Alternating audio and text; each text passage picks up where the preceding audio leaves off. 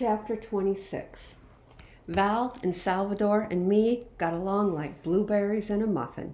That first night we must have played a dozen games of Uno before we gave in to sleep. Val was funny. She was quick with jokes and had a way of saying them that got me every time. But she was also a listener. Her eyes were always wide and looking into the eyes of whoever was talking, and she nodded along or shook her head or rolled her eyes to match what they were saying.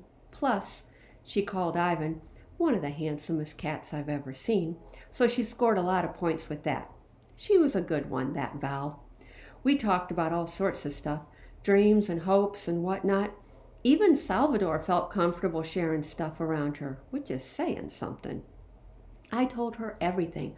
I told her about my mom and sisters and the accident and everything, and about why we were on this trip in the first place, though of course I was careful to talk quiet and make sure she knew not to gab about all that stuff in front of Rodeo. She teared up when I told her all that, which made me kinda uncomfortable, but she also reached across and held my hands tight in hers, which I liked an awful lot. I learned a lot about Val that night.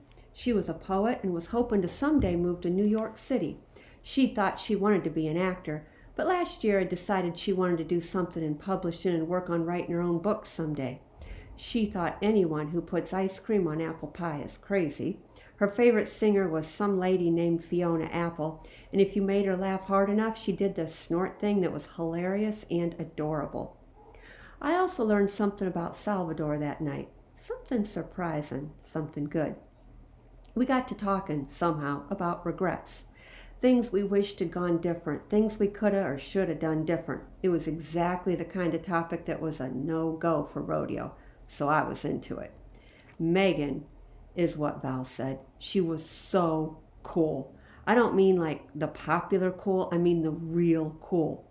I had like the biggest crush on her, and now, shoot, now I'll probably never see her again. That sucks, I said, and Salvador nodded his agreement. What's yours? She asked me. I looked for a second at the headlight-speckled blackness out the bus windows. Well, I guess my regret is kind of a work in progress. I regret waiting this long to go back for that box, waiting until it might be too late.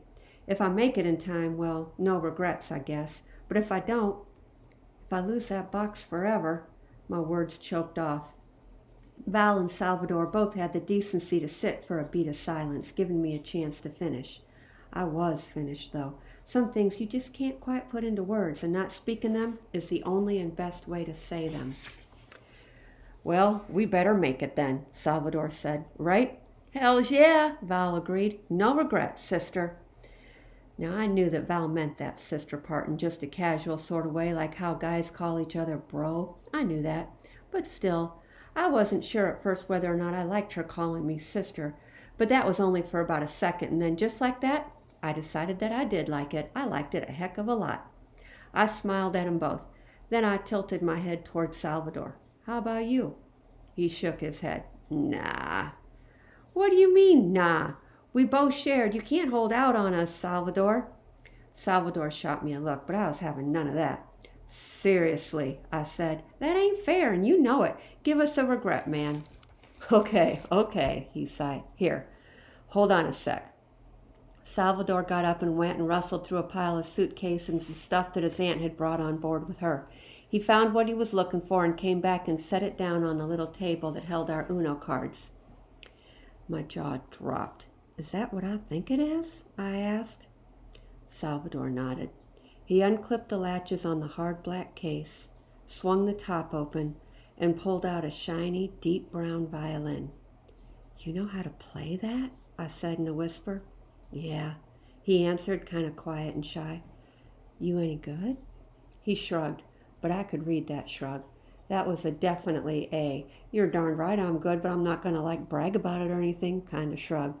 I grinned in the darkness. That's Salvador, a secret badass violin player.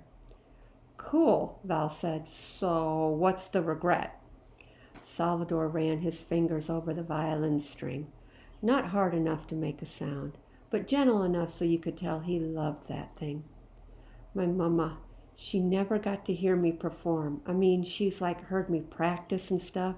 I'm in this, or I guess I was in this youth orchestra thing.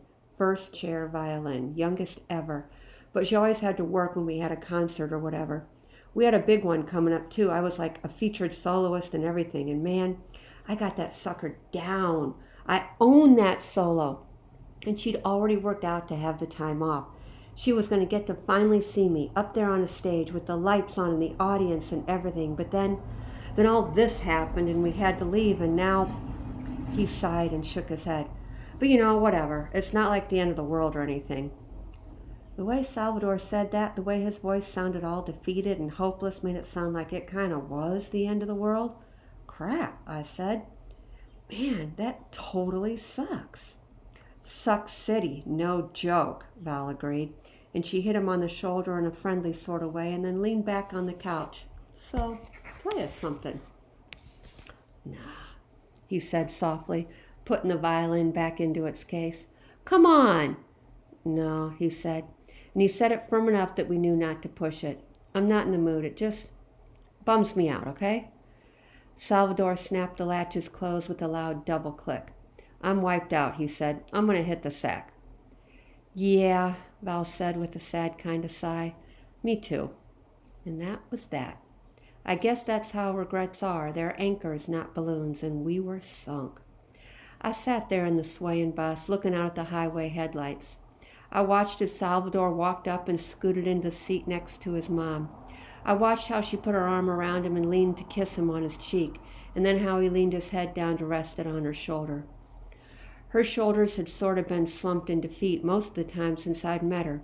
She cried at night. I heard her once, when Salvador was asleep. Just little sniffles and some ragged breathing, but I heard it. Saw her dab in her face. I didn't tell him about it, of course. It was almost funny thinking about that secret he'd shouted on our attic ride. Almost funny that they both secretly cried at night when they knew the other one was sleeping. But not really fun at all. Really. I thought about how brave they both were and how tough. I thought about what they'd been through with his dad and everything, and her courage and leaving behind their whole life and everything, and then finding out there would be no job in St. Louis, and then her abandoned sister in Michigan, and now heading out to some place they'd never been for a job they only hoped was waiting for them. Life just kept hitting them, and they just kept on going. They could use a win, those two. They deserved one. The world owed it to them, I thought. An idea slowly sparked to life in my head as the miles flew by. An idea I kind of fell in love with the more I thought about it.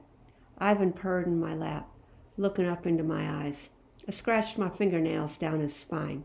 I think we can do this, Ivan, I whispered. I smiled at him and he blinked in agreement. I was thinking. Okay, maybe more like planning.